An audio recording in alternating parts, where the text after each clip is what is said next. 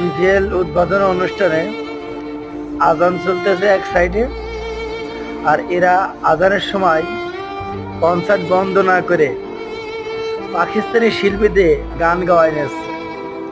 আবার দিন শেষে এরা নিজেকে মুসলিম দাবি করে।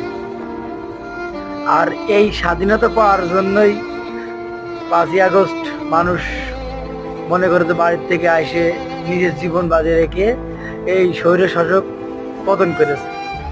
আর এরা আসার পরে এইগুলো করে বেড়াচ্ছে। আজান হচ্ছে, যে আজান দিলে আল্লাহ পাক কাজ করতে না করছে, আর আজানা এরা শোনার টাইম নেই। এরা ওইগুলো আজান বাদ দিয়ে কনসার্ট করতেছে। বাহ, হায় রে উপদেষ্টা রে, হায় রে, জিনিসপত্রের দাম কমানোর কোনো নাম নেই। তোরা আছিস গান গান বাজনা নিয়ে, আর কেউ আছে চুমাচুমি নিয়ে।